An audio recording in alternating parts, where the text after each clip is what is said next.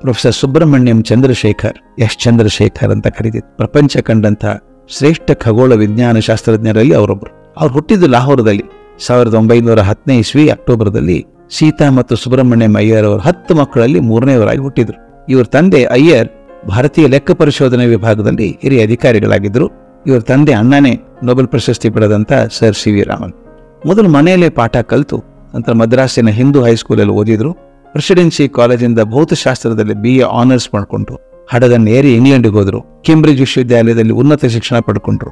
ಒಂದ್ ದಿವಸ ಹಡಗಿನಲ್ಲಿ ಪ್ರಯಾಣ ಮಾಡ್ತಿರ್ಬೇಕಾದ್ರೆ ನಕ್ಷತ್ರಗಳ ಭವಿಷ್ಯ ಏನಿರ್ತದೆ ಅನ್ನೋದ್ರ ಬಗ್ಗೆ ಒಂದು ಪ್ರೌಢ ಪ್ರಬಂಧ ಬರೆದ್ರು.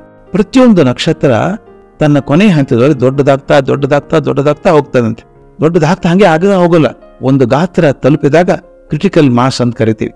ತಕ್ಷಣ ಕುಸಿದು ಒಂದು ಬಿಳಿ ಕುಂಜ ನಕ್ಷತ್ರ ಆಗ್ತದಂತೆ. ಅದರ ತೂಕ ಸೂರ್ಯನ ತೂಕಕ್ಕಿಂತ 1.44 ಪಟ್ಟು ಹೆಚ್ಚಾದ ಕೂಡಲೇ ಅದು ಮತ್ತೆ ಕುಸಿದು ನ್ಯೂಟ್ರಾನ್ ಸ್ಟಾರ್ ಅಂತ ಆಗುತ್ತೆ. ಮುಂದೆ ಅದು ಬ್ಲ್ಯಾಕ್ ಹೋಲ್ ಅಂತ ಆಗ್ತದೆ. ಅದನ್ನ ಚಂದ್ರಶೇಖರ್ ಲಿಮಿಟ್ ಅಂತ ಕರೀತಾರೆ. ಇದೆಲ್ಲ ದೊಡ್ಡ ಸಂಶೋಧನೆ ಮಾಡಿದ್ರು. ಆ ಪ್ರಬಂಧವನ್ನ ಟ್ರಿನಿಟಿ ಕಾಲೇಜಲ್ಲಿ ಮಂಡಿಸಿದಾಗ ಅಲ್ಲಿದ್ದಂತ ಸಹೋದ್ಯೋಗಿಗಳು, ಅಧ್ಯಾಪಕರು ಅಷ್ಟೇ ಅಲ್ಲ, ನೊಬೆಲ್ ಪಾರಿತೋಷಿಕ ಪಡ್ಕೊಂಡಂತ ಸರ್ ಎಡಿಂಗ್ಟನ್ ಕೂಡ ಇವ್ರ ಚಿಂತನೆಯನ್ನು ಖಂಡಿಸಿದ್ರಂತೆ. ಇದಾಗಲ್ಲ ಬಿಡ್ರಿ, ಸುಮ್ಮನೆ ಇರ್ತೀರಿ, ಥೇರಿ ಹೇಳ್ತೀರಿ, ಇದು ಹಿಂಗ ಆಗಲ್ಲ ಅಂತಂದ್ರಂತೆ. ಯಾವ ಪತ್ರಿಕೆ ಕೂಡ ಇವ್ರ ಲೇಖನ ಒಪ್ಕೊಳ್ಳಿಲ್ಲ.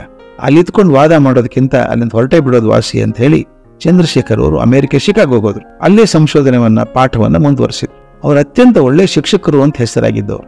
ಅವ್ರು ಎಷ್ಟರ ಮಟ್ಟಿಗೆ ಪ್ರಸಿದ್ಧರಾಗಿದ್ದರು ಅಂದ್ರೆ, ಮುಂದೆ 1980ರಲ್ಲಿ ಭೌತಶಾಸ್ತ್ರ ನೊಬೆಲ್ ಪ್ರಶಸ್ತಿ ಪಡೆದಂತ ಜೇಮ್ಸ್ ಕ್ರೋನಿನ್ ರವರು ಚಂದ್ರಶೇಖರ್ ತರಗತಿ ತಪ್ಪಿಸ್ಕೊಳ್ಬಾರದು ಅಂತ ತಮ್ಮ ಗೋಷ್ಠಿಗಳನ್ನ ಮುಂದೆ ಹಾಕಿ ಹೋಗಿ ಕೊಡ್ತಿದ್ರಂತೆ. ಅವ್ರ ಕ್ಲಾಸಲ್ಲಿ ಕೊಡ್ತಿದ್ರಂತೆ. 40ರ ದಶಕದಲ್ಲಿ ವಿದ್ಯಾರ್ಥಿಗಳಿಗೆ ಪಾಠ ಹೇಳೋದಕ್ಕೆ ಪ್ರತಿ ಶನಿವಾರ 200 ಮೈಲಿ ಸ್ವತಃ ಕಾರ್ ನಡೆಸ್ಕೊಂಡು ಹೋಗ್ತಾ ಇದ್ರಂತೆ.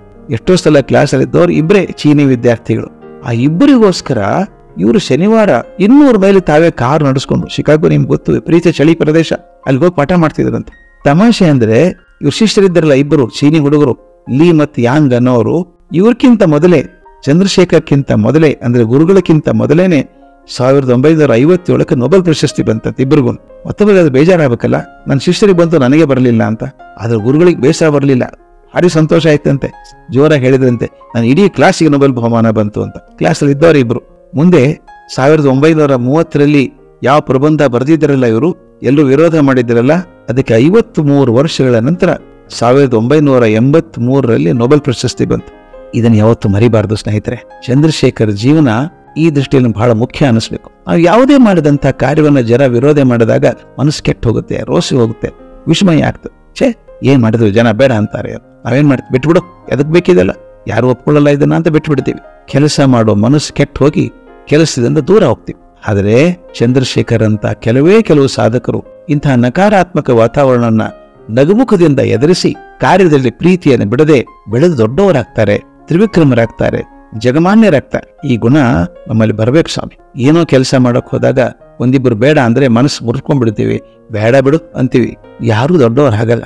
ಈ ದಿಶೆಯಿಂದ ನೋಡಿದಾಗ ಚಂದ್ರಶೇಖರ್ ಅಂತ ಖ್ಯಾತ ವಿಜ್ಞಾನಿಗಳು ಜೀವನದ ಕಷ್ಟಗಳನ್ನ ಸಕಾರಾತ್ಮಕವಾಗಿ ನೋಡೋದು ಹೇಗೆ ಅಂತ ಕಲಿಸಿಕೊಡುವ ಮಾದರಿಗಳಾಗಿ ಕಣ್ಮುಂದೆ ನಿಂತ್ಕೋತಾರೆ. ಆದ್ರೆ ನಮ್ಮ ಜೀವನಕ್ಕೆ ಪ್ರಯೋಜನ ಆಗಬೇಕು.